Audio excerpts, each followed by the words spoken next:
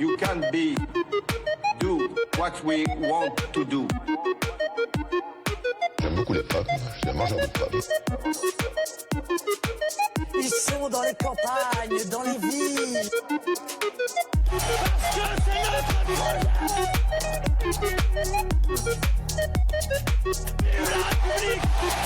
Vive la France.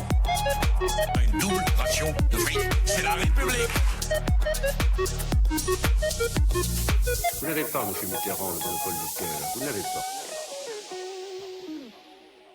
Bonsoir à tous, bienvenue pour cette nouvelle chronique en collaboration avec la RUN, la nouvelle radio universitaire niçoise.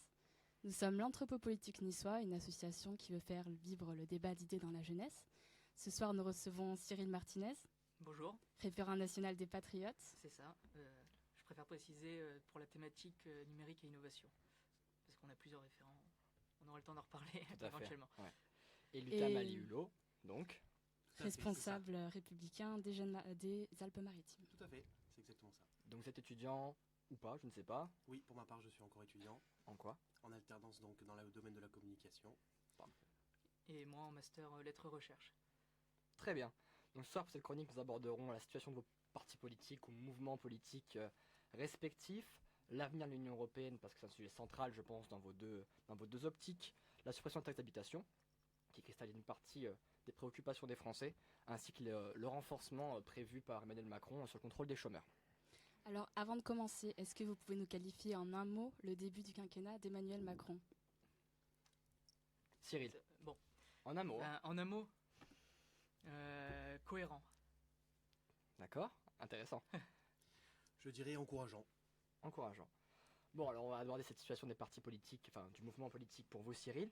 Donc on va juste simplement contextualiser un petit peu. Le 16 mai 2017, donc Florent Philippot lance et prend la présidence de l'association rattachée au Front National Les Patriotes, association dans laquelle il était possible d'être adhérent sans faire partie du Front National, s'il me semble bien. Suite à la création de son association, les relations avec Marine Le Pen se tendent quelque peu, notamment au second tour des présidentielles. Le 18 septembre 2017, lors d'un bureau politique, Marine Le Pen l'invite à quitter la présidence, la vice-présidence du parti du Front National, étant donné qu'elle juge ces deux fonctions incompatibles. Et le 20 septembre, Marine Le Pen lui retire la délégation stratégie et communication dont il était chargé en tant que vice-président du parti. Le 21 septembre 2017, Florian Philippot annonce qu'il quitte le Front National. On assiste dorénavant à une guéguerre entre Philippot et Marine Le Pen. On a eu le cas du tract où on voyait une personne noire sur l'affiche, les deux se renvoyant la balle. On a eu le cas de Colombey, les deux églises où on a eu des poignées de main assez stériles, disons. Est-ce que vous considérez le Front National comme un ennemi ou comme un allié politique? Alors, ni un ennemi ni un allié. Je considère qu'en politique, et d'ailleurs c'est essentiel de le rappeler, il faut arrêter ce climat de guerre civile. Je pense que les Français en ont un peu assez de se dire qu'on est ennemis entre partis politiques. Non, on a des adversaires politiques. Ça oui, on a des adversaires politiques et à cet effet, je pense que le Front National est un adversaire politique puisqu'il présente là dans les prochaines élections législatives partielles par exemple des candidats comme nous. Donc ça reste des adversaires politiques mais pas des ennemis. D'accord.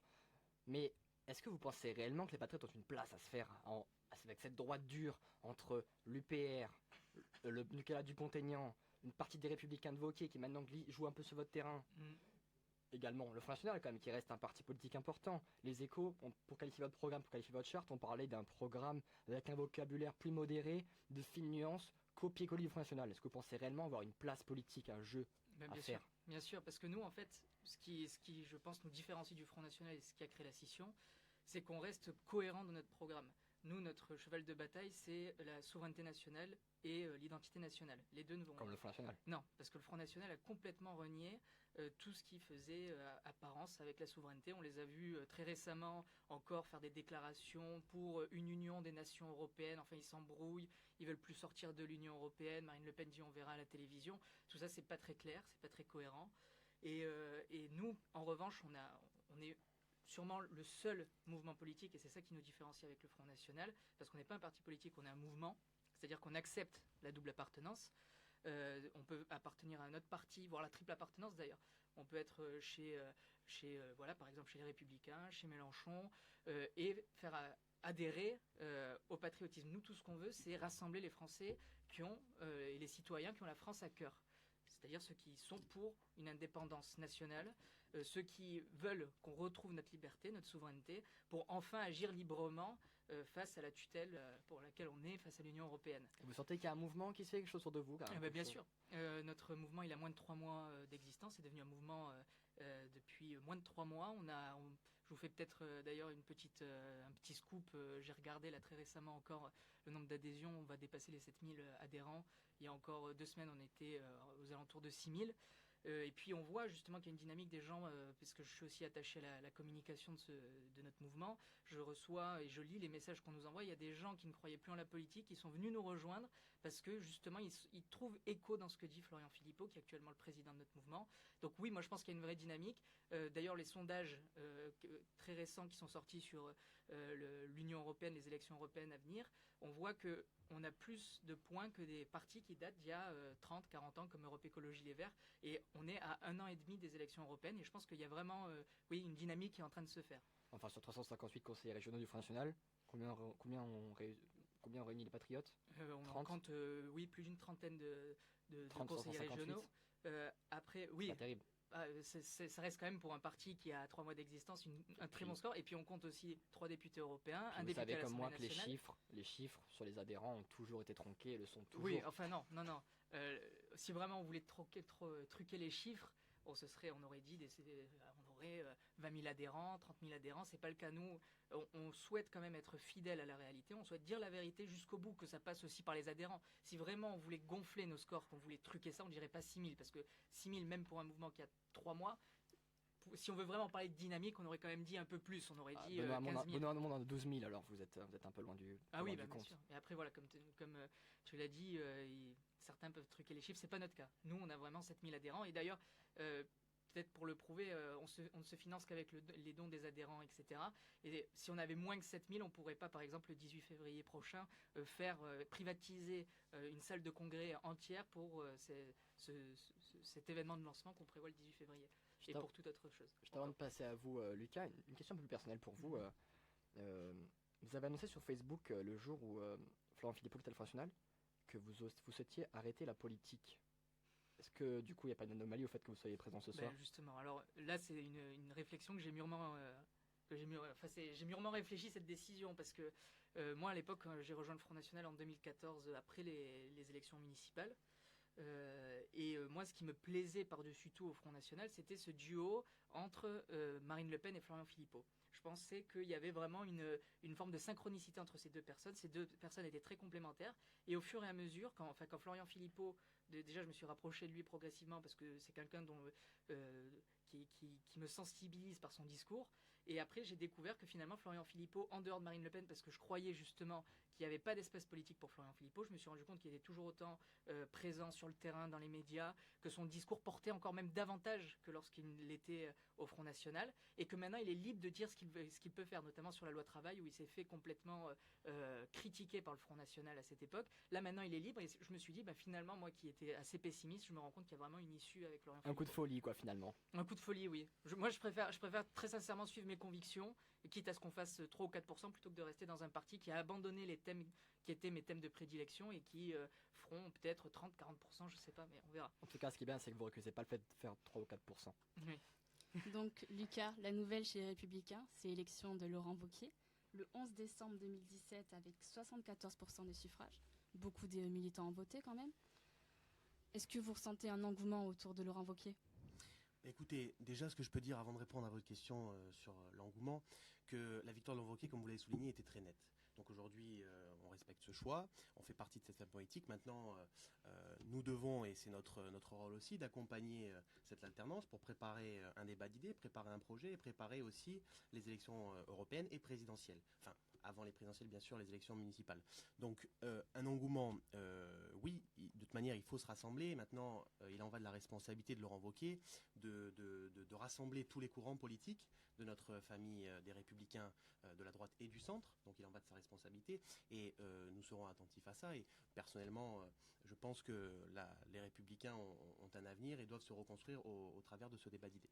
Vous pensez vraiment pouvoir rassembler avec Xavier Bertrand qui est parti, Valérie Pécresse qui refuse de travailler avec lui, et Christian Estrosi qui dit qu'il y a des lignes rouges à ne pas franchir? Écoutez, concernant ces positions, chacun dans un parti politique a le droit de défendre ses convictions. C'est ça qui fait la force aussi de notre famille politique et des autres familles politiques, je le pense, c'est de faire vivre une démocratie au sein de notre parti. Donc il y a des points de vue, il y a des convictions qui s'expriment, et c'est à Laurent Wauquiez de pouvoir faire en sorte que ces convictions s'expriment, de les entendre, et de rester bien évidemment dans la ligne que nous avons toujours défendue, celle de la droite et du centre. Mais enfin, les paroles de M. Stredier, quand même nous faire un petit peu écho. Je sais que vous êtes très proche de son mouvement La France Audacieuse. Vous semblez même la construire en collaboration avec lui et vous relayez de très nombreux messages sur Twitter et sur Facebook, plus que même que les jeunes républicains. Est-ce qu'il n'y a quand même pas des lignes rouges à pas franchir? Est-ce que Laurent Wauquiez ne les a pas franchies, justement?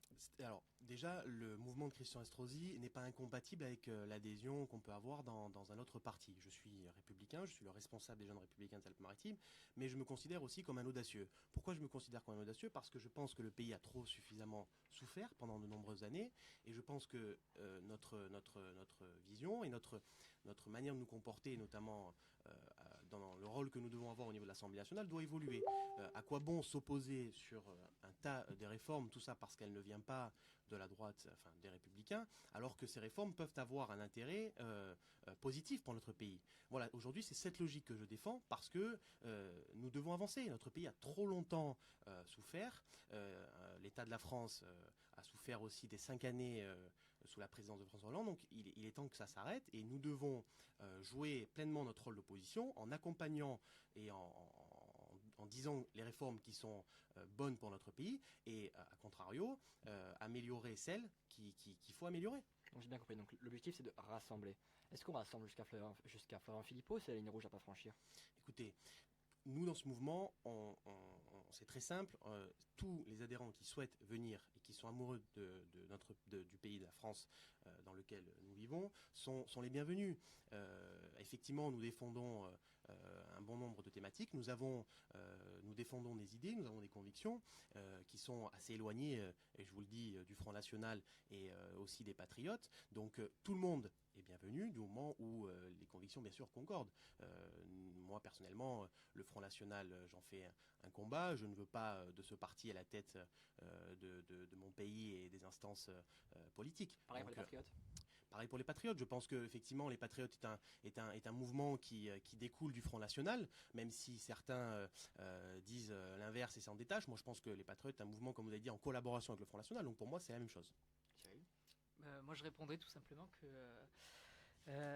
nous on souhaite pas que tel ou tel parti nous on formulerait pas cette phrase que tel ou tel parti ne doit pas accéder au pouvoir. Je pense que si un parti a des idées qui portent les valeurs de la France et les valeurs de la République, nous on va pas se mettre à entrer dans cette opposition stérile, à dire on veut pas de ce parti.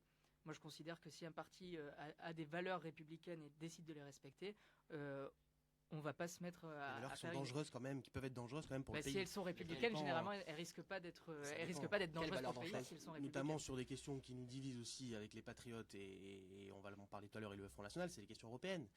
Donc voilà, pour moi, ce sont des thématiques sur lesquelles il faut débattre, et je suis en totale opposition avec ce qu'ils défendent. Sortir de l'Union européenne serait, mais je crois que c'est la question d'après que nous allons traiter. Mais voilà, ce sont des sujets qui nous divisent, et je pense que ces sujets-là et c'est le projet qu'ils défendent, notamment sur l'Union européenne, serait dangereux pour notre pays.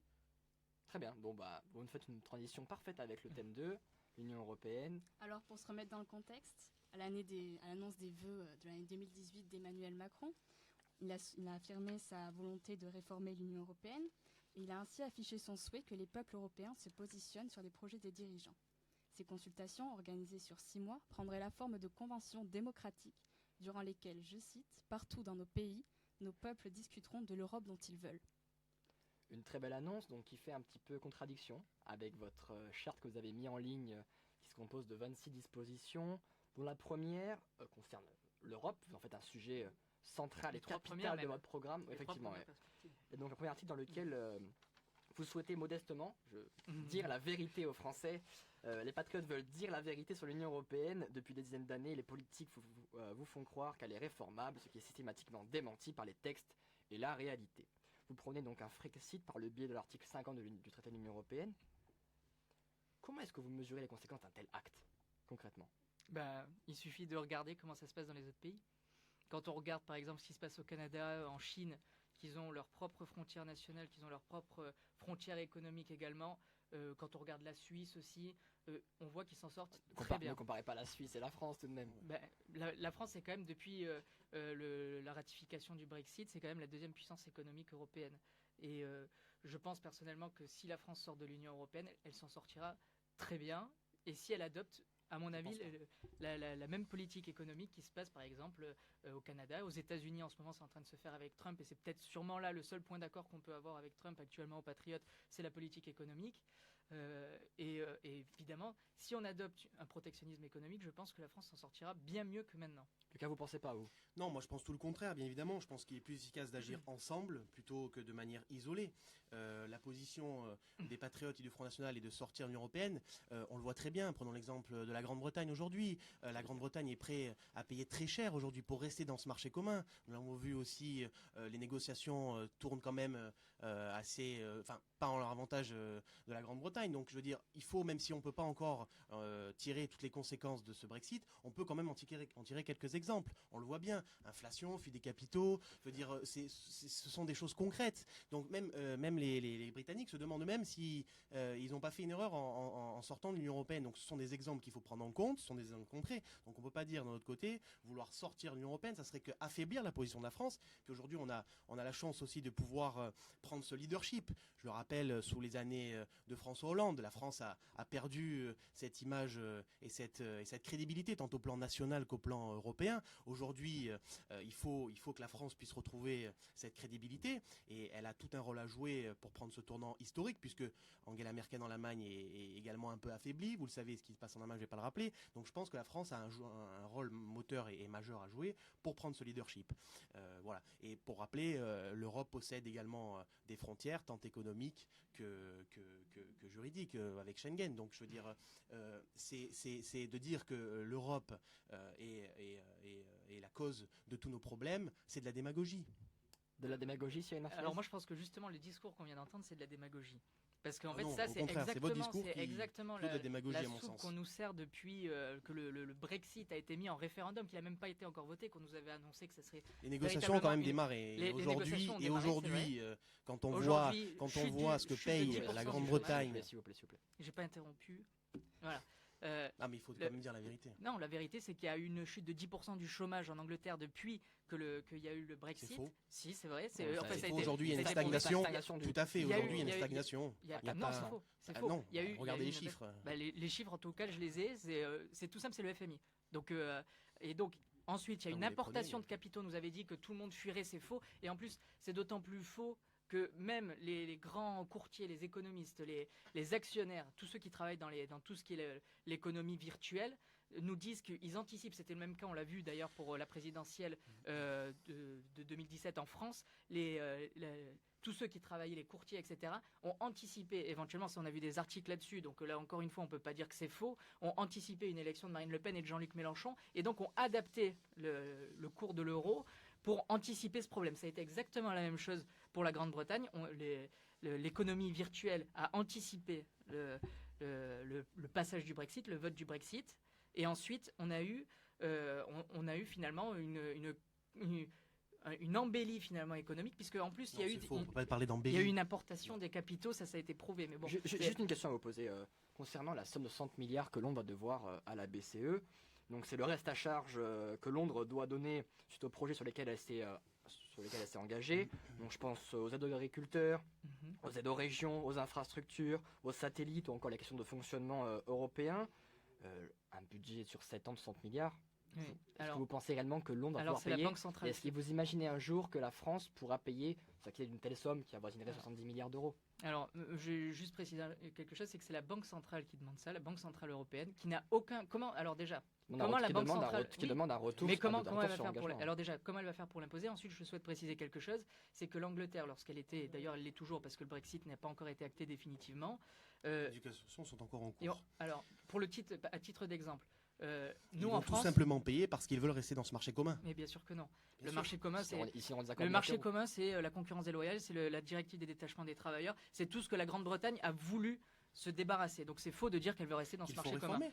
Mais oui, qu'il faut réformer, d'accord. Ça fait 30 ans qu'on entend ce discours. Mais Selon vous, elle est irréformable, cette Europe. On Ah peut bah, pas elle, la est, réformer. elle est irréformable parce que je vais vous dire quelque chose de très simple. Schengen, si on veut réformer ne serait-ce que Schengen, c'est-à-dire qu'on veuille peut-être renforcer éventuellement les frontières extérieures de l'Europe, eh bien il faut l'accord des 28 États membres. Alors évidemment, vous croyez vraiment que les pays de l'Est comme la Roumanie ou la Bulgarie, qui profitent justement, qui sont les plus grands profiteurs de Schengen, vont accepter une telle réforme par exemple? Il faut une unanimité dans certains projets, il faut soit une majorité ailleurs, dans certaines volontés de réforme. Ça fait 30 ans qu'on entend, c'était d'ailleurs dans la bouche de Sarkozy, c'est dans la bouche de Wauquiez aujourd'hui, c'est-à-dire que voilà, ça suinte un peu la naphtaline, tout ça, mais le problème c'est qu'on ne peut pas la réformer. Ça fait 30 ans. Laurent Wauquiez est eurosceptique. Alors, Oui, bah, comme Sarkozy l'était quand il nous disait, bah, par exemple lors des élections européennes, la phrase sur son tract pour les élections européennes, c'était changeons d'Europe.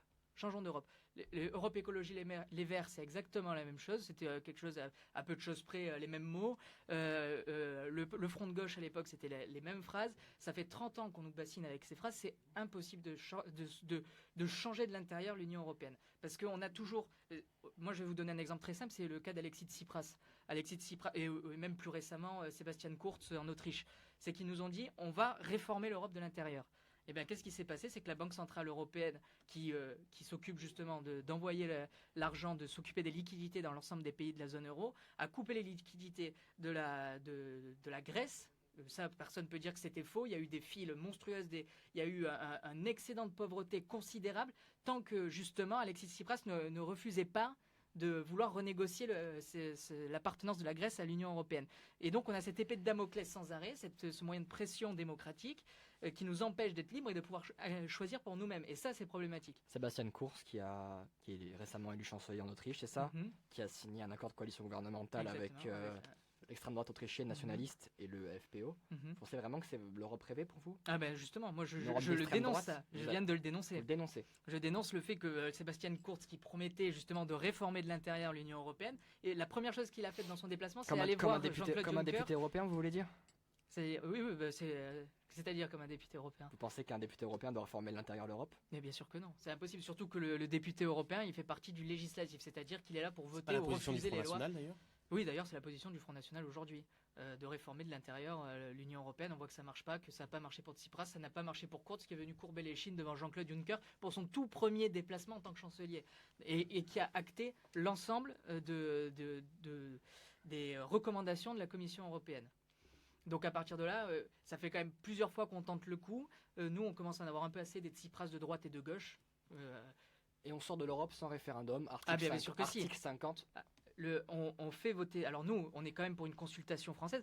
Et, ce qui s'est passé en 2000, on veut faire exactement ce qui s'est passé en 2005. C'est-à-dire qu'en 2005, il y avait 65% de personnes qui étaient pour la Constitution européenne. On a fait en sorte que le débat démocratique se fasse. On a instauré l'appartenance à cette constitution dans le débat politique, dans le débat public, et finalement on a inversé la tendance. On a fait avec des arguments, avec un débat qui était très serein, qui était très dynamique. Je l'ai pas vécu, mais j'ai vu je l'ai vécu, oui, mais j'étais trop jeune pour le vivre vraiment. Mais c'est en revoyant des reportages, des choses comme ça, et finalement c'est avec cette forme de sérénité de débat qu'on a pu obtenir que 55% des Français ont voté contre la Constitution, et ce vote a été complètement écrasé par Sarkozy d'ailleurs, avec le traité de Lisbonne qui a suivi ensuite, qui n'est pas passé par référendum. Nous, on veut pas ça. On veut que ce soit les Français qui décident. On fera un référendum pour savoir... déjà, on fera un débat des mois à l'avance pour instaurer un débat politique, expliquer les bons points et les mauvais points de si on reste ou on sort de l'Union européenne, et ensuite on fera un référendum, et si le référendum passe, on applique l'article 50 du traité de l'Union européenne. Et ça, c'est encore un point qui nous différencie avec Asselineau, qui est extrêmement agressif là-dessus. Moi, je pense que si on arrive à donner les arguments, à vraiment débattre et à vraiment instaurer une véritable dynamique de débat, d'opinion, on arrivera à faire en sorte de convaincre une majorité de Français. Mais déjà, s'ils nous élisent, et s'ils élisent les Patriotes à la présidence de la République, si jamais on se présente en 2022, je pense que déjà ils sauront que... On va en parler. Convaincre pour sortir. Et donc exactement. Vous, Lucas, donc sur le programme de la consultation de Christian Estrosi, il promet une Europe sur 4 axes principaux: une Europe sécurisée, une Europe pour les Européens, une nouvelle gouvernance européenne et une réelle intégration économique et sociale. Comment est-ce que factuellement cette Europe vous la rêvez? Écoutez, cette Europe, déjà, je la rêve dans le dialogue avec tous les États membres.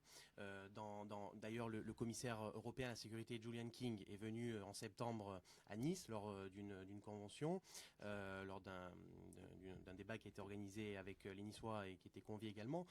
Il a assuré, lors de cette commission, vouloir renforcer la sécurité sur le territoire interne en Europe, notamment en renforçant la sécurité des espaces publics. Vous savez que les maires aujourd'hui des grandes villes européennes sont les premiers touchés par ce fléau qu'est le terrorisme. Donc Julian King a émis cette volonté de pouvoir renforcer les espaces publics dans ces villes européennes. Ensuite, au niveau économique, bien évidemment que je rêve d'une Europe forte économiquement, mais ce n'est qu'en faisant partie de cette Union européenne et en prenant le leadership pour faire prévaloir nos intérêts que nous arriverons à cela, et pas en sortant. Vous savez très bien que si on s'isole du reste des États, notre pays ne sera pas compétitif économiquement, d'une part, face aux autres géants, comme le Canada, comme les États-Unis, et même face à l'Union européenne. On le voit, et je le répète, aujourd'hui. Pardon ? États-Unis qui a appliqué un protectionnisme économique. Oui, bien sûr. C'est pour ça, aujourd'hui, on est dans une libéralisation du marché, et ce n'est que comme ça que nous réussirons à gagner les différentes batailles, celle de l'emploi, celle du chômage, etc., etc. Donc aujourd'hui, si on utilise et si on met en place cette politique qui est pour moi tout à fait irréalisable parce qu'elle serait totalement dangereuse pour notre pays, on encourt à la perte de notre pays, économiquement, socialement, etc. Ce sont des mensonges. Ce sont des mensonges et il faut arrêter avec cela. Vous savez, cette politique, j'ai entendu parler avec attention Cyril Martinez et je regarde aussi, puisque je m'intéresse notamment aux positions du Front National, parce que, comme je vous le disais, je suis totalement opposé, cette politique de l'excuse. Cette politique de l'excuse, c'est quoi ? C'est de dire que tous les problèmes que nous rencontrons dans notre pays, c'est la faute de Bruxelles. Il faut arrêter avec cette politique de l'excuse. Je veux dire, il y a alors, est-ce que l'Europe est parfaite ? Peut-être pas, mais ce n'est qu'avec des gens de bonne volonté que nous réussirons à réformer cette Europe pour qu'elle nous soit favorable, qu'elle nous avantage, tant sur des points. Je veux dire, on parle du marché commun. Aujourd'hui, l'Europe, elle est compétitive économiquement face aux autres pays. Elle permet un échange. Je veux dire, comment la France va, en fermant ses frontières, en arrêtant de discuter avec les autres pays européens ou, soi-disant, comme veut le faire le Front National, arrêter tous les échanges, c'est ce que veut le protectionnisme. Je veux dire, on n'arrivera pas. Ce n'est pas la solution. Ce n'est pas la solution. C'est pas la solution. Alors moi, je vais quand même répondre. En fait, là, tout ce qu'on a entendu, j'ai l'impression d'avoir entendu ça, mais... au moins 60 fois. C'est la vérité. Non, c'est la vérité. Sortir de l'Europe serait une catastrophe pour notre pays. Je l'ai pris avec moi parce que je m'attendais à ce qu'on ait ça. Donc là, j'ai un document. Donc pour ceux qui éventuellement regardent pas le live Facebook, il s'agit des grandes orientations. Ça s'appelle les GOPÉ, les grandes orientations de la politique économique, qui est un rapport de la Commission européenne. Et quand on lit ce document, en fait, on se rend compte que tout ce qui est expliqué, c'est le déroulé de ce qu'est en train de faire Emmanuel Macron actuellement. On parlait de leadership, c'est très bien de parler de leadership de la France en restant dans l'Union européenne, en sachant que Macron, qui était opposé, enfin la France, sous la souveraineté de Macron, était opposée au glyphosate, n'a pas pu interdire un glyphosate, donc parler de leadership au sein de la... C'est faux, l'Union européenne a dit que cette décision incombait aux États, donc c'est pas l'Union européenne n'a pas imposé ceci. Non mais il faut être clair, il faut être précis. Donc juste pour terminer ma démonstration, c'est que en fait, on nous parle de leadership, mais on ne peut pas avoir de leadership quand on a des commissaires non élus, parce qu'on parle de démocratie, etc., que l'Europe, c'est la démocratie. Des commissaires non élus viennent imposer à la France, alors que ce sont des personnes qui n'ont peut-être sûrement jamais mis le pied en France, qui viennent nous imposer le gel du SMIC, la hausse de la TVA, la précarisation du travail, la libéralisation des professions réglementées. Tout ça, ça vient pas de nulle part. Là, tout ce qui nous arrive en ce moment avec on va en parler, la taxe d'habitation et le contrôle des chômeurs. Tout ça, ça vient de ce rapport, qui a été publié on en vient à ce que je disais, la le 3 décembre 2017. Non, c'est pas une politique de l'excuse, c'est les faits. Là, c'est les faits. Vous avez parlé de perte de souveraineté de la France, je suis désolé. La France participe très bien au vote des textes européens. Qui va compléter votre réponse. On a une question d'un internaute qui fait partie d'un syndicat étudiant solidaire qui nous dit que l'Europe n'est là que pour instaurer un dumping social. Vous êtes d'accord avec évidemment. Mais en fait, aujourd'hui, ce qu'on a avec l'Europe, c'est une cure d'austérité. Ça fait 30 ans qu'on nous dit qu'il faut dépasser ce 3%, qu'il faut faire des récessions économiques, qu'il faut faire des efforts, qu'il faut serrer la ceinture. Et au final, c'est pour servir qui ? Parce qu'en fait, les lois qu'on nous fait passer au Parlement européen, ce sont des lois qui favorisent le grand patronat, qui favorisent tout ce qui fait partie de ce petit système lobbyiste, ce gros système lobbyiste, qui est le glyphosate, qui ne sert que une grande majorité de grands patronats qui veulent exploiter leur terrain jusqu'à l'épuisement du sol, jusqu'à l'érosion du sol, et qui sont prêts à mettre des pesticides et à empoisonner. On le voit avec le CETA, c'est exactement la même chose. Vous êtes devenu écologiste depuis. Mais on n'est pas devenu écologiste. Le programme Front National n'était pas écologiste. Je vous invite à regarder. Je vous invite à regarder le programme de Marine Le Pen dans les 100 engagements de Marine Le Pen. Je l'ai relu. Il y a des positions qui sont tout à fait écologistes, notamment vis-à-vis de l'économie verte, vis-à-vis justement des pesticides, vis-à-vis des traités transatlantiques qui apparemment sont excellents pour les républicains, qui vont faire des bœufs aux hormones, qui c'est déjà le cas. Heureusement que là aussi, c'est pour ça que je disais qu'on a un point d'accord avec Donald Trump qui a arrêté le TAFTA, qui était un traité transatlantique pour faire venir des produits qui sont bourrés de pesticides, de produits chimiques et qui maltraitent les animaux. Aujourd'hui, on voit que Macron est en train d'accepter une ferme des 2000 vaches. On était à la ferme des 1000 vaches. Le premier, c'était dans le Doubs, où on a instauré une ferme des 1000 vaches. Maintenant, on va passer à la ferme des 2000 vaches parce que c'est l'Union européenne qui l'autorise. Est-ce que vous trouvez que, franchement, on est vraiment dans une Union européenne qui favorise vraiment les petites gens, qui favorise l'intérêt des peuples, des souverainetés et des identités? Moi, je ne suis pas vraiment certaine de ce point de vue-là qu'on ait une Union européenne qui nous protège, qui nous défende. Et d'ailleurs, je pense que ça ne sera jamais le cas parce que c'est le cas depuis qu'on n'a même pas voté cette constitution, qu'on nous l'a imposée. Bon, je pense que là, on a bien compris toutes vos divergences sur l'Union européenne. Et on a appris, moi, j'ai appris une nouveauté du coup sur le programme de Florent Philippot. On va passer donc à la troisième thématique sur la taxe d'habitation. Donc, c'est une promesse phare d'Emmanuel Macron. La taxe d'habitation qui cristallise les espérances des Français, y voyant une hausse du pouvoir d'achat. D'abord programmée en 2018, puis repoussée lors d'une annonce d'Édouard Philippe à l'année 2022, Emmanuel Macron est revenu sur les décisions de son Premier ministre et a annoncé la suppression progressive de la taxe d'habitation. La taxe d'habitation devrait finalement être amenée à baisser d'un tiers jusqu'à sa suppression définitive à l'horizon de l'année 2022. Elle devrait profiter à l'ensemble des foyers qui déclarent un revenu fiscal inférieur à 20 000 €, soit près de 8 Français sur 10. Donc, Lucas Malhulo, est-ce que vous êtes est-ce que vous êtes favorable à cette démarche? Bien sûr, écoutez, si vous permettez, je vais déjà parler et contextualiser de ce qui s'est passé. Comme vous l'avez bien dit, Macron a souhaité donc annoncé vouloir supprimer la taxe d'habitation pour 80% des Français d'ici à 2018, pour 100% des Français d'ici à 2020. Ça vous a pas échappé, beaucoup de maires en France sont inquiets quant à cette suppression de la taxe d'habitation qui représente une véritable source financière pour ces collectivités, notamment pour financer un tas de projets comme les écoles, les routes, etc. Après, sur la question que vous me posez par rapport à la réforme de la taxe d'habitation, je ne vois pas pourquoi on s'opposerait à une réforme qui vise à supprimer un impôt injuste pour les Français, c'est le terme de question Estrosi. Bien sûr, même si on a appris en fin d'après-midi, si ça vous a pas échappé, que le gouvernement a annoncé vouloir supprimer cette taxe d'habitation en remplaçant par un autre impôt. En remplaçant par un autre impôt, je trouve ça dommage par la ministre déléguée à Gérard Collomb, ministre de l'Intérieur, elle a annoncé en fin d'après-midi. Je trouve ça dommage parce que supprimer un impôt pour remplacer par un autre, ça n'a aucun but. En revanche, à l'instar de Christian Estrosi, moi je pense que si on supprime la taxe d'habitation, c'est bien, puisque ça pourra offrir plus de pouvoir d'achat aux Français. Je le rappelle, ils ont été matraqués fiscalement sous le mandat d'Hollande. Donc supprimer une part de cette taxe d'habitation et pouvoir la supprimer totalement jusqu'en 2020 pour 100% des Français, je pense que c'est une bonne chose. En revanche, comme je le disais, à l'instar de Christian Estrosi, je pense que pour compenser cette perte de recettes fiscales pour les collectivités locales, il faudrait prendre une partie, un pourcentage de la TVA qui sera reversé à ces collectivités locales, pour permettre la continuité des projets, pour pouvoir financer la construction des écoles, de routes, etc. Voilà. Donc un impôt injuste.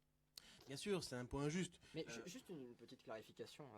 Donc ce mec, Christian Estrosi, de qui vous donnez cette citation d'impôt injuste, affirme que cet impôt donc est injuste et avait annoncé dans son programme 2014, je cite, « Alors que le gouvernement socialiste vous taxe toujours plus, moi, je n'augmente pas vos impôts. » Or, en 2015, il est fait adopter par sa majorité la délibération numéro 1.5 dans laquelle il faisait passer le taux d'abattement général de la base de la taxe d'habitation de 15% à 10%. Donc, un rabotage de l'assiette de départ de calcul qui équivaut à une hausse globale de 4% sur l'ensemble des ménages, une hausse dans la lignée de celle de 2009 de 15%. Injuste en fait quand On l'augmente. Alors, injuste. Pourquoi injuste? Déjà, il convient de l'expliquer. Pourquoi cet impôt est injuste? Parce que, en fait, cet impôt ne prend pas en compte la valeur du bien. Il prend la valeur du bien cadastral. Donc, souvent, elle est liésée. Après, je ne vais pas, vous le savez sûrement, le jeu de la fiscalité en France, c'est un équilibre qu'il faut trouver. Il y a des projets, il y a des projets structurants qui doivent encadrer le territoire sur lequel on vit. On le voit aussi à Nice, cette ville qui s'embellit de jour en jour avec la construction de la ligne 2 et 3 du tramway, avec ce stade qui se fait construire. Je veux dire, aujourd'hui, cet équilibre à trouver et de faire en sorte que cet impôt soit le moins dur à acquiescer pour les Français, notamment aussi pour les Niçois, parce que vous parlez de fiscalité locale. Mais c'est un équilibre à trouver. Aujourd'hui, le gouvernement propose de supprimer cet impôt. Donc je vous ai expliqué qu'il était injuste. Je ne vois pas pourquoi on s'y opposerait. Après l'avoir augmenté, donc maintenant vous êtes c'est pour la un jeu. refuser. Je veux dire, il faut recontextualiser. Je vous expliquais que justement la fiscalité locale est un jeu à trouver au même titre que la fiscalité nationale. C'est un équilibre à trouver. Donc il y a 2 ans, vous l'augmentiez quand même de 4%. Mais l'augmenter, mais pourquoi l'augmenter? Je veux dire, c'est un équilibre. Peut-être que d'autres ont été baissés. Et si c'est l'augmenter pour pouvoir financer d'autres projets, je veux dire, les projets et la ville de Nice s'embellit pas par je ne sais quel moyen. Quels autres impôts ont été baissés? Mais écoutez, vous me prenez là comme ça, je vous dis, il y a peut-être d'autres impôts qui ont été baissés, je n'ai pas d'exemple précis à vous donner, mais peut-être vous prenez cet exemple de la taxe d'habitation. Après, ensuite, aujourd'hui on propose de supprimer cette taxe d'habitation. Moi je dis, c'est une bonne chose. Pourquoi s'opposer à la suppression de taxe d'habitation qui permettra de ce fait de permettre un peu plus de pouvoir d'achat pour les Français? Alors on parle d'un pouvoir d'achat considérable, je ne dirais pas jusqu'à là, je ne dirais pas que ça va augmenter considérablement le pouvoir d'achat des Français, mais tout de même ça va permettre à une partie d'entre eux de pouvoir bénéficier de cette suppression et de ce fait d'avoir un pouvoir d'achat qui augmente. Cyril Martinez, votre avis sur la question de cette taxe d'habitation qui fait tant rêver les Français? Comme je le disais tout à l'heure, c'est que c'est très cohérent en fait. C'est très cohérent avec le projet Macron.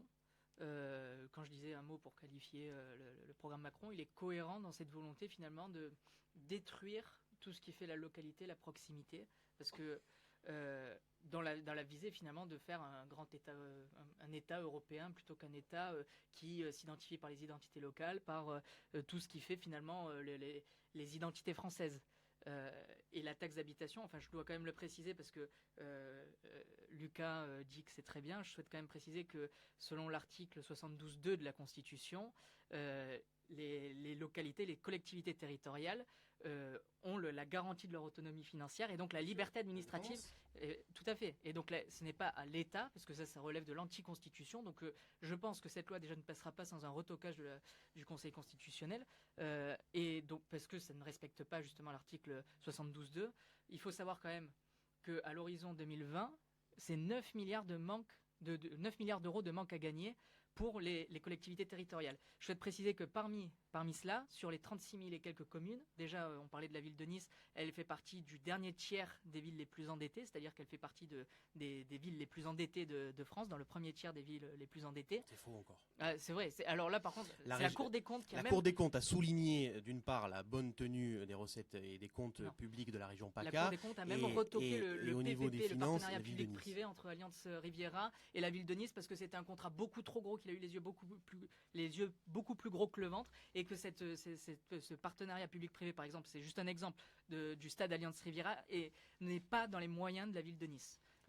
Après, c'est vrai que la ville la plus endettée de France, c'est Levallois-Perret, qui est géré par un maire LR dont je tairai le nom, qui lui, par contre, est mêlé dans des affaires de corruption innommables. En attendant, ces 9 milliards d'euros de manque à gagner, on va les trouver où? Alors, ça se fera au prix de quel sacrifice? Est-ce que ça sera au prix du sacrifice très simplement, du en prenant une part des de la Français. TVA pour verser aux collectivités locales. Oui, d'accord. Donc la hausse de la TVA est déjà prévue avant même. Elle avait déjà été prévue. Mais une hausse de la TVA, c'est pour permettre à l'État justement déjà parce qu'encore une fois, ça rejoint ce que je disais tout à l'heure sur la GOPE, les GOPE, les grandes orientations de politique économique. La TVA est trop faible. Il faut continuer à taxer les ménages. Il faut continuer à ce que lorsqu'elles achètent, elles aient moins de pouvoir d'achat. C'est ce qui est écrit. Ils disent il y a trop de pouvoir d'achat chez les Français. C'est écrit noir sur blanc, et j'invite d'ailleurs les gens à aller chercher sur Internet les grandes orientations de politique économique de la Commission européenne. Et donc là, pour en revenir à ce sujet, je souhaite quand même préciser que la taxe d'habitation, Non, c'est pas de la démagogie, c'est des faits, c'est écrit noir sur blanc. Là, je relève un fait, je fais même pas de jugement de valeur. Ensuite, je termine juste sur ça. C'est que la taxe d'habitation en 2016, ça représentait 35% du financement. D'ailleurs, en 2016, qui a été baissée aussi par Christian Estrosi, parce que vous l'avez souligné tout à l'heure, vous avez dit qu'elle a augmenté, mais en 2016, elle a été aussi baissée. De combien pour cent? De quelques pourcents, on va dire de chiffres exacts. Mais de Peut-être que ça va peut-être compenser la hausse de 2015.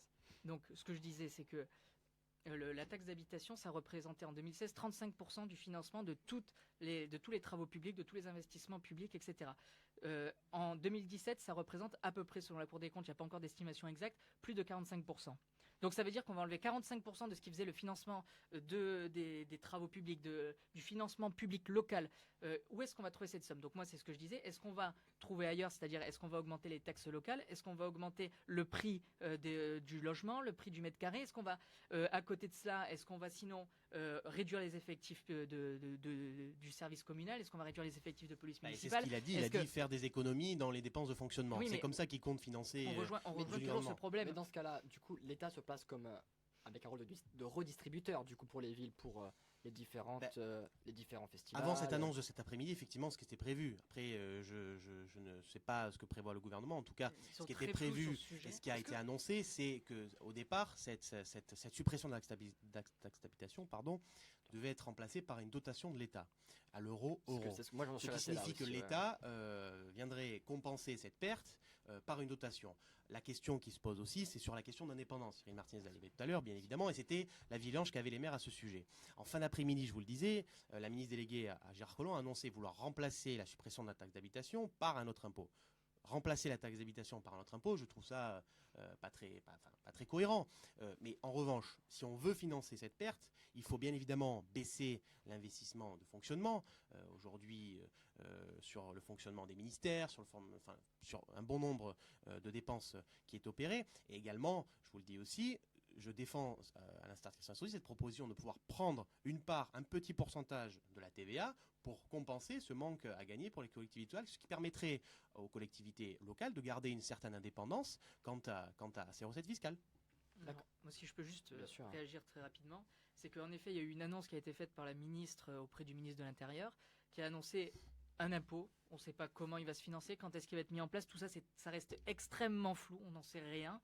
En attendant, par contre, ce qui est sûr, c'est que cette taxe d'habitation progressive, qui va être supprimée progressivement de 1/3 chaque année jusqu'en 2020, ça, par contre, c'est du concret, c'est du réel. Et en attendant, on ne sait toujours pas comment on va compenser ça. Moi, je souhaite préciser aussi également qu'il y a 458 communes en France de plus de 20 000 habitants dont la dette par habitant est supérieure à 6 500 €. En 2022, si on supprime cette taxe d'habitation, elle va augmenter de 2 000 € par habitant. Donc je pense que si on ne trouve pas les moyens de faire en sorte que la taxe d'habitation, parce que là par contre je suis donc vous êtes pour augmenter les impôts alors? On n'est pas pour augmenter les impôts. Pourquoi s'opposer à une suppression de la taxe d'habitation qui est un impôt pour les Français? Moi je suis d'accord pour que d'un côté on supprime les taxes nationales, mais que les taxes qui font vivre les collectivités, qui font vivre le territoire, qui font vivre la proximité, la localité, on les garde parce que c'est essentiel. Sinon c'est prendre le risque d'avoir des services publics défaillants, d'avoir des problèmes. On peut très bien réformer ceci. Pour vous quand c'est flou, c'est qu'il y a un loup, comme dirait Martine Aubry, tout à fait. Mais moi personnellement, je suis pour qu'on rende cette taxe d'habitation plus équitable, parce qu'en effet, actuellement, il y a des problèmes. Ça, c'est évident avec cette taxe d'habitation. Sinon, on ne chercherait pas à réfléchir de pourquoi elle est en train d'être discutée, d'être remise en question. D'autant plus que maintenant, ils réfléchissent aussi à élargir cette taxe d'habitation à 100% des foyers fiscaux. D'ici 2020. D'ici 2020, voilà. Ça rejoint ce qui est prévu sur 3 ans. Donc il y aura 9 milliards il faut que les Français le sachent, enfin ceux qui nous écoutent en tout cas le sachent, il y aura 9 milliards d'euros de manque à gagner en 2020, et maintenant il va falloir que l'État soit très clair et qu'il nous explique comment ils vont faire pour compenser ces 9 milliards, parce que pour l'instant on n'a aucune réponse concrète. Juste Lucas, un petit paradoxe, Laurent Wauquiez est contre cette suppression de taxe d'habitation. Oui, et vous êtes pour, Jeune Républicain? Et comme je vous le disais en début d'émission, moi je suis convaincu, donc je vous le disais, je suis républicain, je suis convaincu que quand on est dans un parti, on peut avoir des idées et des convictions différentes. On peut s'entendre sur des points, on a des choses qui nous rassemblent, beaucoup plus que ce qui nous divise, c'est pour ça que je fais partie de cette famille politique. Pas Mais d'accord il sur y a, l'Europe pour l'instant et pas d'accord sur cette habitation. Écoutez, ces 2 points, chacun a le droit de donner son avis et de donner les convictions lesquelles il défend. Je veux dire, c'est ça qui fait vivre aussi la démocratie d'un parti, c'est ça qui fait avancer, c'est ce débat d'idées qui est primordial dans notre parti comme pour notre pays. Donc après, sur la question d'interhabitation, bien sûr, bien évidemment que nous resterons attentifs à la suite de cette réforme, puisque effectivement nous n'avons pas tous les tenants et aboutissants aujourd'hui. Mais moi, je ne comprends pas pourquoi s'opposer à une suppression de la taxe d'habitation du moment où on propose derrière quelque chose qui effectivement ne touchera pas, ou on ne recrée pas un impôt qui matraquera encore une fois les Français fiscalement. C'est pour ça que je défends aussi ce que je vous disais par rapport à la TVA, qu'on puisse prendre une part, c'est que ça permet de compenser pour les collectivités locales ce manquement à gagner, et en même temps ça permet de maintenir une autonomie pour ces collectivités locales.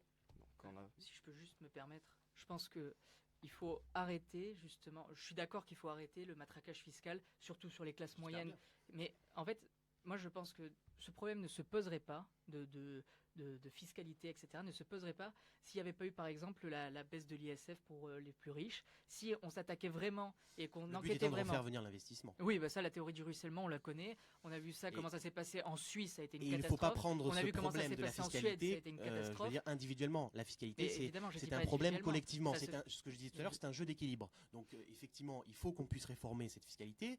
La taxe d'habitation était un impôt injuste pour les Français. Réformons cette fiscalité. Elle se fera en jouant sur des équilibres, où ça vous a pas échappé avec les différentes réformes qu'il y a eu dans ce sens. Et d'ailleurs, Cyril Martinez parlait de ce point. Donc voilà, c'est aujourd'hui, moi, ce que je vois, c'est qu'on souhaite baisser cette fiscalité qui pèse sur les Français. François Hollande nous a matraqué fiscalement quand même. Les impôts n'ont pas arrêté d'augmenter. Alors profitons de cela, et je pense qu'il faut construire ça intelligemment. Je pense qu'on a bien compris vos positions divergentes une fois de plus, j'ai envie de dire, sur cette taxe d'habitation. On passe donc à notre troisième thématique sur le contrôle des chômeurs, donc une mesure récemment évoquée par Emmanuel Macron. Donc, dans un entretien aux Échos du 24 février 2017, Emmanuel Macron a affirmé qu'il souhaitait étendre l'assurance chômage aux personnes qui démissionneraient de leur poste, prônant une assurance chômage universelle. Alors en campagne présidentielle, Emmanuel Macron affirmait déjà que ces prestations seront versées aux demandeurs d'emploi et seront strictement conditionnées.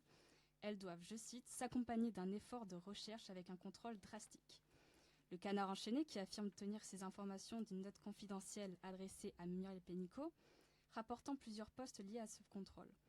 Un chômeur verra ses allocations d'emblée réduites de 50% pour une durée de 2 mois, dans 3 cas de figure, s'il ne recherche pas assez activement de travail, s'il refuse une formation ou s'il décline 2 offres d'emploi jugées raisonnables. S'il récidive, précise le Canard, elles seront carrément supprimées pour la même durée de 2 mois. D'autres pistes sont également évoquées et sont maintenant dans les mains de la ministre, notamment un rapport d'activité mensuel que devrait remplir le demandeur d'emploi. Donc récemment, Florent Philippot publie un communiqué de presse le 27 décembre sur le contrôle des chômeurs qui évoque, je cite, un populisme caricatural. Le gouvernement de Monsieur Philippe catégoriserait les chômeurs comme des fainéants, allant même jusqu'à évoquer, pour Florent Philippot, un contrôle des petits par les petits. Visiblement, vous n'êtes pas favorable à ce projet de réforme. Certainement pas. Je pense que il faut arrêter cette philosophie de culpabilisation des chômeurs. Je pense que les gens qui proposent ce genre de loi n'ont jamais vécu ce que c'était d'être au chômage. Il ne s'agit pas de culpabiliser les chômeurs, à partir du moment, il s'agit de contrôler ceux qui fraudent. Divergente, visiblement. Il s'agit de contrôler ceux qui fraudent. On va juste laisser Cyril Martinez finir son explication. Je suis d'accord avec le fait qu'il faut lutter contre les fraudes sur le chômage. Là, ce qui me paraît très anormal. Oui, bien sûr. Mais le problème, c'est que le problème n'est pas pris correctement. Le problème, c'est que là, on englobe ceux qui vont être obligés maintenant d'accepter des emplois raisonnables. Qu'est-ce que c'est les emplois raisonnables? C'est faire jusqu'à accepter un emploi qui peut se situer jusqu'à 1 heure de son domicile, c'est-à-dire faire un voyage de 1 heure aller, 1 heure retour. À ce sujet. Plus accepter que ça ne soit pas de notre formation, c'est-à-dire qu'on n'ait pas eu forcément la formation adaptée à cela, sans passer par une formation au préalable pour accepter cet emploi. Et il y a des gens qui, naturellement, moi je crois qu'une majorité, une écrasante majorité de chômeurs respectent, vont au Pôle emploi, vont pointer dans des conditions parfois qui sont assez déplorables, qui en ont assez d'être dans ce système-là de toujours ce contrôle permanent, ce stress. C'est pas évident quand on est au chômage. Je pense que les gens, s'ils ont le choix entre travailler ou être au chômage, je pense qu'ils préféraient travailler. Ensuite, pour ce qui est du contrôle des chômeurs, le problème, c'est que accepter, finalement, encore une fois, c'est cohérent. Macron, il se cache derrière cette loi, il met ça derrière une communication qui est très enrobée, qui est très gentillette, voilà tout ça. Mais le problème, c'est que c'est très dur derrière. C'est très dur parce que on va forcer les gens, à cause de cette loi, à accepter des métiers dont ils n'ont pas la formation, dont ils n'ont pas les capacités, et accepter également les emplois précaires. Ça veut dire quoi, les emplois précaires? C'est-à-dire des contrats à durée déterminée qui peuvent durer même pas un mois, qui peuvent durer 1 mois, 2 mois, 3 mois, mais dans lequel ils ne reçoivent pas de formation, encore une fois, et qui profitent encore une fois à tout ce grand patronat, à tous ces gens-là, parce qu'il faut rappeler une chose, c'est que Emmanuel Macron, avec la loi travail, a modifié les charges patronales qui permet à l'employeur, dans le cas d'emploi précaire, de supprimer, d'alléger les charges patronales, même s'il propose des emplois précaires. Donc au final, c'est quoi le problème? C'est qu'on va continuer dans cette austérité, dans cette précarité, on va continuer à abuser des gens qui sont dans la détresse, qui ont besoin de vivre décemment. Et là, on va les forcer à accepter les emplois précaires et donc, encore une fois, enrichir toutes ces grosses entreprises qui s'alimentent de ces emplois précaires, qui ont besoin de ces emplois précaires pour continuer à faire du profit pour les actionnaires, pour le patronat, etc. Moi, j'attends quand même que le vrai problème, on s'attaque au parachute doré de tous ces grands patrons qui, une fois qu'ils partent, eux, par contre, touchent des millions. Alors qu'à côté, leurs employés qui font vivre, qui font marcher l'usine, à côté, eux, partent au chômage avec une allocation chômage qui peut être en dessous du SMIC, parce que c'est proportionnel à leur salaire. L'allocation chômage, c'est équilibré en fonction du salaire qu'il a eu avant.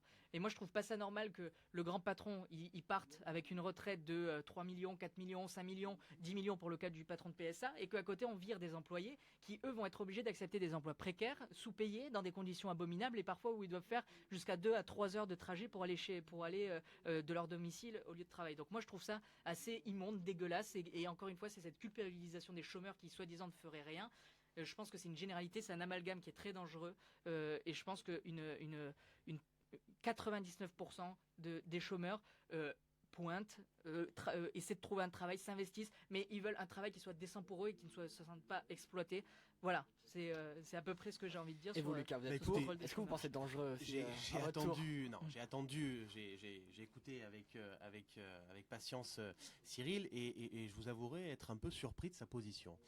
Déjà, pour contextualiser, la France est l'un des pays occidentaux qui connaît le plus gros taux et le plus grand nombre de chômeurs, entre 8 et 11%, en comparaison avec l'Allemagne et le Royaume-Uni. Alors, il ne s'agit pas ici de stigmatiser les chômeurs, il s'agit, et c'est pour ça en ce sens que nous, les Républicains, avons défendu aussi depuis de nombreuses années une réforme du système de Pôle emploi. Pourquoi? Parce que c'est un système qui ne marche pas, tout simplement. Alors, pour moi, je suis un peu étonné des réactions que l'on a en France aujourd'hui, de dire nous stigmatisons les chômeurs, il faut arrêter les contrôles. Je veux dire, c'est normal à mon sens. C'est normal à mon sens. Les contrôles existent tout à fait, mais c'est normal à mon sens qu'on vérifie, puisqu'on vous accompagne et on vous aide à trouver un travail. C'est normal qu'on vérifie que vous cherchez bel et bien du travail. Ce serait l'inverse qui me paraîtrait anormal. C'est pas que contrôler, c'est sanctionner. Et bien sûr, c'est 2 offres d'emploi. Et sanctionner, mais c'est normal. Ce serait l'inverse qui me paraîtrait anormal. Du moment où l'État vous accompagne et vous aide, notamment par le biais d'une indemnisation chômage, si vous ne faites pas, vous, de votre côté, le job en cherchant un travail et en voulant vous réinsérer dans la société professionnelle, c'est là où il y a un problème. Alors après, bien évidemment que nous ne réglerons pas la question du chômage structurel en France par le simple biais des contrôles et des sanctions. Il faut être clair là-dessus. C'est toute une refonte et une réforme du système qu'il faut mettre en place, notamment par l'accompagnement et par plus d'offres de formation à ceux qui cherchent un emploi et qui souhaitent se réinsérer. C'est également plus de personnel dans les agences de Pôle emploi et plus de formation pour ces personnels qui aident à la réinsertion. Pourquoi plus? Je disais tout à l'heure, plus de formation pour ceux qui cherchent un emploi, parce que, comme vous le disiez, il y a des gens aujourd'hui qui cherchent un emploi et qui ont envie d'un autre avenir. Et ces formations peuvent aider ces gens dans le besoin et qui souhaitent se réinsérer dans le monde professionnel à avoir une autre activité par le biais de cette formation. C'est aussi dans la terminologie raisonnable. Mais bien sûr, mais c'est aussi en passant par le biais et en faisant en sorte que l'apprentissage, on le sait aujourd'hui, nos jeunes puissent retrouver un emploi par le biais de l'apprentissage. Christian Estrosi, la région Provence-Alpes-Côte d'Azur, a mis à cœur le fait de redonner à la filière de l'apprentissage une importance majeure. C'est aussi par le biais de régionaliser la politique de l'emploi. La région Provence-Alpes-Côte d'Azur est la première région à avoir mis en place un partenariat avec Pôle emploi. Le problème qui a été relevé, c'est que Pôle emploi, c'est 200 000 emplois trouvés. C'est 330 000 emplois qui ne trouvent pas preneur. Le problème aujourd'hui, il est le suivant, c'est qu'il y a des offres d'emploi qui ne restent pas prises. Donc justement, la région, par le biais de ce partenariat, a souhaité mettre en place entre guillemets un lien entre celui qui cherche un emploi au niveau de la région et celui qui le propose. Vous posez la question à un entrepreneur, quel problème aujourd'hui il relève ? C'est le fait d'embaucher. Alors pourtant, il y a des gens qui recherchent un travail. Donc c'est toute une question centrale. La question de chômage ne doit pas être prise individuellement, mais collectivement. C'est une question sociale. Prenons un exemple concret. Je vis à Nice, j'ai un appartement, ma femme, 2 enfants, je suis au chômage, et j'ai une offre d'emploi, je sais pas, dans le Var. Je suis contraint de l'accepter.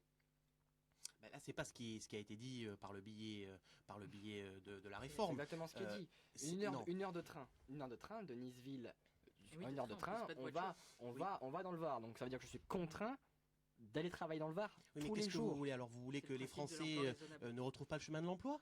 C'est ça que vous voulez? Donc aujourd'hui... donc c'est quitte. Donc en fait, si on accepte... Non, mais il faut définir ce que c'est, comme l'a dit tout à l'heure Cyril Martinez, ce que c'est une offre d'emploi raisonnable. C'est ce que je viens de vous dire. Ça qu'il faut définir. C'est ça qu'il faut définir. Aujourd'hui, cette définition, elle est un peu floue. Donc il faut définir ça. Non, elle est claire. La définition, elle est très claire. Elle est très claire. La définition. Dans cette réforme, quelle est-elle cette définition? La définition, c'est accepter un emploi en CDD qui n'est pas forcément dans notre formation, dont on n'a pas forcément les capacités pour faire cet emploi, mais qui propose une formation courte après avoir accepté le job, c'est-à-dire que cette formation se fait sur le tas et sur une distance de 200 à 300 km. Donc ça c'est l'emploi qui est précaire, et l'emploi raisonnable se résume à peu près à la même chose, c'est juste que le terme a été changé. D'ailleurs. Bon, non, c'est faux. Alors moi, je souhaite juste préciser qu'en France, on ne peut pas faire de formation d'excellence, et donc investir dans la formation d'excellence et investir dans un plan d'innovation, de réindustrialisation et un plan de conquête de la France. On ne peut pas, parce que justement, encore une fois, on est face à cette austérité qui nous empêche d'investir et de faire des projets concrets pour le spatial, pour la mer, voilà, il y a ces espaces. On est quand même la deuxième ZEP en France, c'est-à-dire la deuxième zone économique, portuaire et maritime. C'est-à-dire qu'on est derrière les États-Unis avec 11,3 millions de kilomètres carrés de zones maritimes. On n'exploite pas ce terrain-là. Il y a des milliers et des milliers d'emplois qui peuvent se faire dans ce terrain-là. On ne le fait pas parce qu'on est encore limité. Et ça, je le dis, je fais le constat. Il suffit de contrôler n'empêche pas de créer. Hein. Oui, alors déjà contrôler n'empêche pas de créer, mais peut-être que si on investissait dans des métiers qui répondent à la formation d'excellence, peut-être qu'on trouverait plus de gens qui seraient prêts à accepter ce genre d'emploi, qui seraient prêts à travailler là-dedans, plutôt que de travailler dans le BTP ou ce genre de métier où ils n'ont pas eu la... Je n'ai pas dit qu'il y avait de sous-métier. J'ai juste dit que quelqu'un qui, par exemple, juste à titre mais j'ai pas dit qu'il y avait de sous-métier. Je dis par exemple que quelqu'un qui a fait des études. Juste, je termine parce que j'ai pas dénigrer quand même. Alors là, c'est vous qui faites l'amalgame, parce que dès que je dis BTP, subitement, il n'y a pas de sous-emploi. Parce que vous m'avez même pas. Non. Ce que je veux dire, c'est que par exemple, quelqu'un qui, comme moi, par exemple, a fait des études de lettres et se retrouve au chômage, n'a pas forcément les capacités, ni les compétences, ni la formation pour aller travailler dans le BTP. Et vice versa. Ah oui. Et vous croyez que vraiment. Le problème, c'est que la mention raisonnable ne qualifie pas cet emploi adapté. Exactement. Et d'autant plus, si je peux me permettre, d'autant que généralement, quand on fait des études de lettres, qui durent plusieurs années, quelqu'un qui a fait du BTP et qui veut faire des études de lettres, ça s'apprend pas sur le tas pendant le métier qu'il veut faire en rapport avec les études de lettres. C'est complètement hallucinant de pouvoir croire que la réciproque, d'ailleurs, dans tous les cas, c'est faux. On peut pas. C'est complètement. Vous êtes d'accord avec moi pour dire que l'allocation chômage est un droit? Bien sûr, Donc, c'est à un droit. Mais Et il y a aussi des devoirs, mais bien Et évidemment. après, voilà, exactement. Bien Je suis évidemment. d'accord avec le fait que C'est une les forme de droits et les contrat devoirs. qu'on passe. Je vous le disais tout à l'heure quand on. Un contrat, ouais. Mais Oui, après, c'est une quand sorte on a de contrat cotisé, civique parce que l'on que passe. quand on a cotisé, à partir du moment où on a cotisé, il est normal qu'on reçoive des allocations, parce que si pendant des années on cotise et qu'après on se retrouve éventuellement avec le RSA s'élève à 595 €, je crois, quelque chose, ou 545 au bout de 24 mois, alors qu'on a trimé pour essayer de trouver un emploi, mais qui correspondait pas à nos attentes et justement à nos capacités, à notre formation, c'est une forme d'injustice. Et moi, je pense que C'est en ce sens que les formations personnelles et la réforme du système de l'emploi doit intervenir aussi. C'est pour offrir un emploi Oui. qui convient à ceux qui recherchent un emploi. Il faut voir aussi ceux qui sont aujourd'hui dans le chômage. Vous le disiez tout à l'heure, et je suis tout à fait d'accord avec ça, sur le fait que les gens qui sont au chômage ne sont pas d'accord avec le fait de comment dire. Il faut réformer ce système. Donc les gens qui se retrouvent au chômage ne sont pas d'accord d'être au chômage. Ils ne sont pas au chômage parce qu'ils ont envie d'être au chômage. Il y a des fraudeurs, il y a des gens qui sont victimes.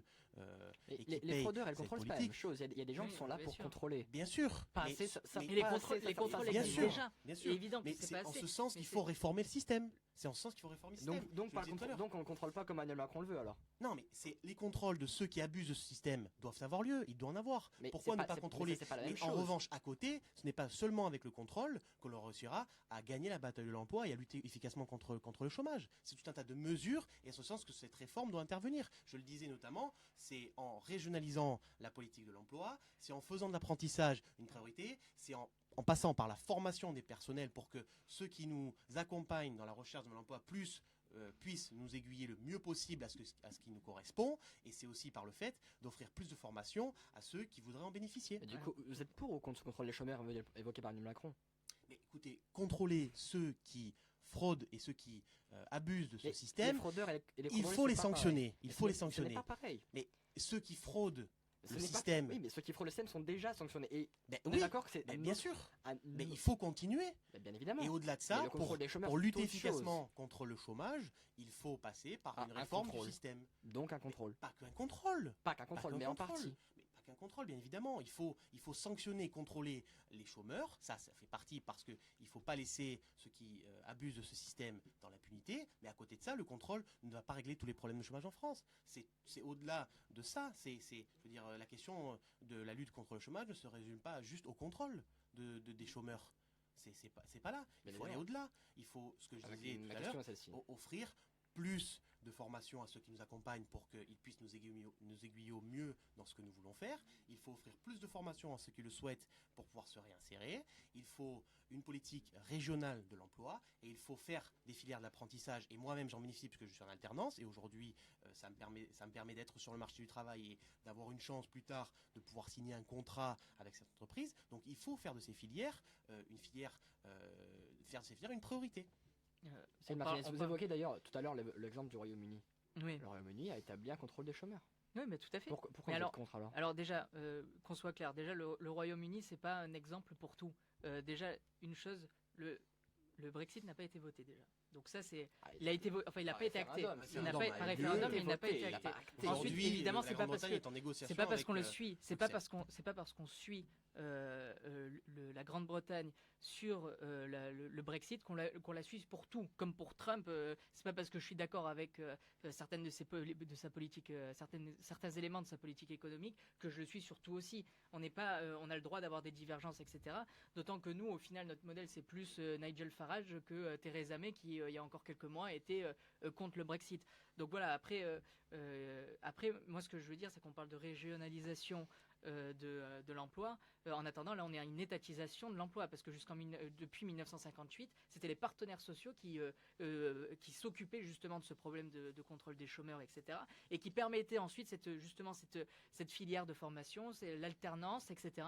Et bien ça va disparaître sous Macron avec cette loi. Et je pense que sous couvert de bonnes intentions de vouloir lutter contre les fraudeurs, finalement, on en arrive à un système qui est là pour faire une répression de l'ensemble des chômeurs.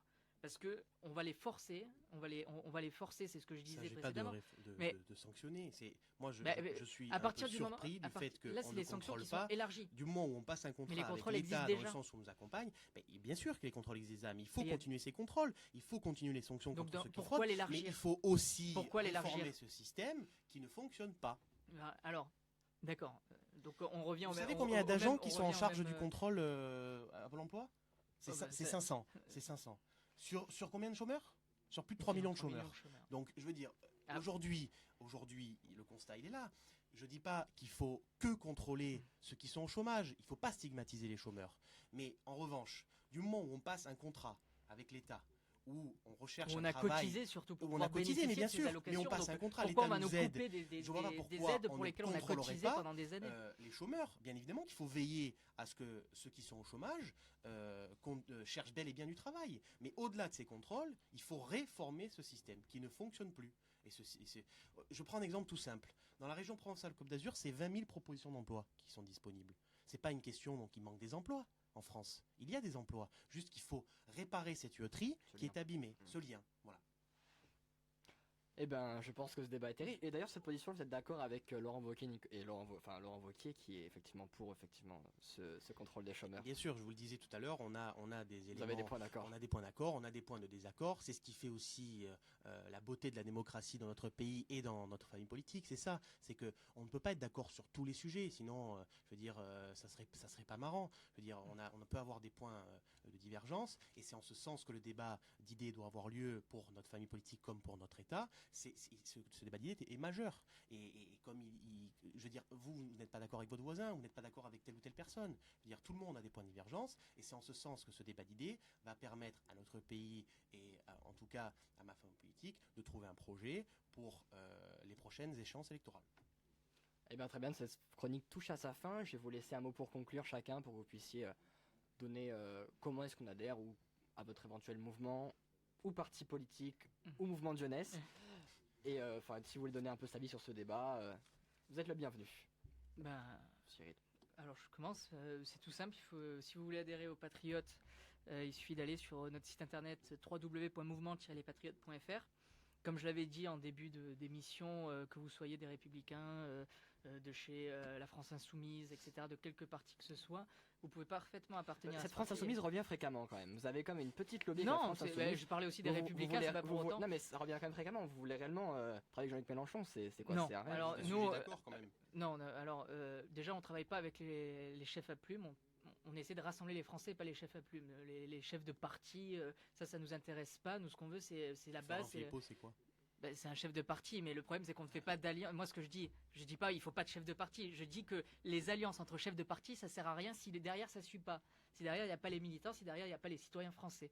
Donc moi je dis, nous ce qu'il faut, c'est que les gens qui ont envie de souveraineté, qui est d'ailleurs, je trouve, assez bien défendu par Julien Aubert chez les Républicains, et qui trouve sa place chez Wauquiez. D'ailleurs, je me demande qu'est-ce qu'il fait là. C'est un peu le passe-quoi. Toutes les sensibilités politiques sont représentées au sein de notre famille. Oui, mais alors justement, C'est moi ce qui j'ai fait la peur, force de notre j'ai famille peur que ça politique, rende tout ça inaudible. de la droite mais bon. et du centre. Non, ce débat d'idées Ben, est important, et c'est ce qui fait la force de notre famille politique et qui fait vivre Oui, notre mais bien sûr, je démocratie. dis pas le contraire. Mais après, attention à ce que il faut quand même que dans tout C'est à ça, Laurent Wauquiez d'organiser ce débat. les gens s'y reconnaissent après, parce qu'on ne sait plus vraiment où donner de la tête entre les souverainismes, les macro-compatibles déconstructifs, et les identitaires de Wauquiez. Et au final, on ne sait plus trop où donner de la tête. C'est un peu un gloubi-boulga. Et finalement, on ne sait plus si on vote pour un souverainiste, si on vote pour un macro-compatible. On vote pour des idées. Voilà, on vote pour des idées. Wauquiez Mais a été assez clair, je pense. Wauquiez a été très clair, mais à côté, il met Julien Aubert dans son équipe. Donc voilà. Ça me paraît logique qu'il mette Julien Aubert dans son équipe, au contraire. Je pense sachant qu'il y avait une guerre entre identitaires. Julien Aubert est beaucoup plus logique avec Laurent Wauquiez que le serait Christian Estrosi. Ah oui, bah bien sûr. Alors là, par contre, je suis tout à fait d'accord. Bon, du coup, je vous laisse conclure. Donc du coup, je disais, oui, bah, c'est vrai.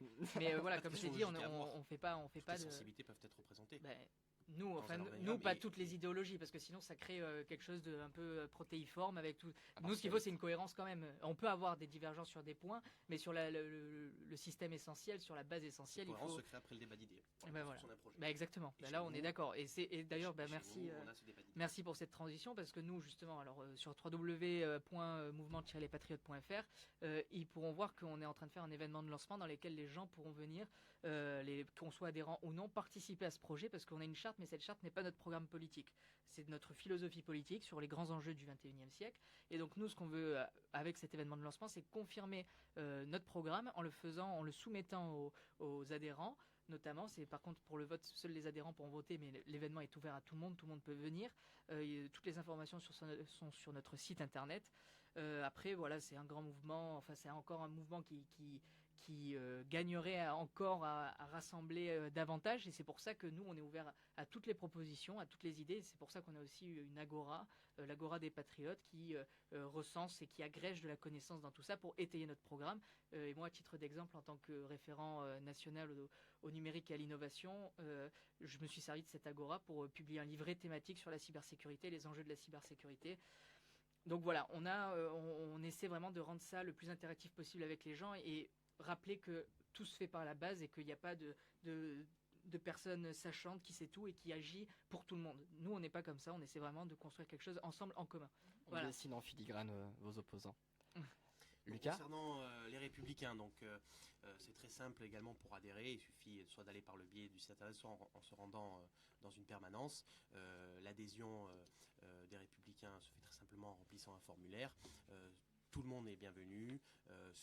Donc pour les jeunes républicains en tout cas, sont des jeunes de 16 à 30 ans qui souhaitent s'engager pour leur pays et aussi pour leur ville. C'est le sens de mon engagement. Moi, si je me suis engagé dans la politique, c'est justement dans le terme le plus noble que représente la politique, c'est-à-dire s'occuper des affaires de la cité. C'est pour ça que vous l'avez relevé tout à l'heure en début d'émission, je suis également très impliqué et ça me tient à cœur dans la vie de ma cité, où j'ai commencé d'ailleurs à m'engager à 16 ans. Et pour ce qui est, puisque vous avez parlé également de ça au début de la France audacieuse, du mouvement La France audacieuse, c'est une adhésion qui se fait tout à fait aussi simplement par le biais d'internet ou par le biais d'une permanence. C'est gratuit, l'adhésion est gratuite. Et ce mouvement a pour objectif, donc c'est un collectif, au-delà d'un mouvement, c'est un collectif qui réunit à la fois des citoyens qui souhaitent débattre. D'ailleurs, une première grande réunion et débat s'est organisée à Nice dernièrement, où les citoyens ont été amenés à interagir entre eux et avec les élus sur des grands sujets. C'est aujourd'hui la France audacieuse, plus de 10 000 adhérents, c'est 300 élus et 600 maires. Donc voilà, c'est quelques chiffres. L'adhésion, je vous le disais, se fait très simplement et est gratuite. Eh bien, nous, on va faire notre publicité aussi un petit peu. Donc pour l'Anthropolitique niçois, donc c'est simple. Vous pouvez donc aimer notre page Facebook sur nos différents événements. On a un café débat qui va se faire lundi 15 à 18h30 au Sun6 sur la thématique sur le droit des femmes et leur représentation. On a bientôt des conférences qui vont sortir avec l'université Sophie Antipolis. Vous pouvez donc nous suivre sur la page Facebook, Twitter ou Instagram.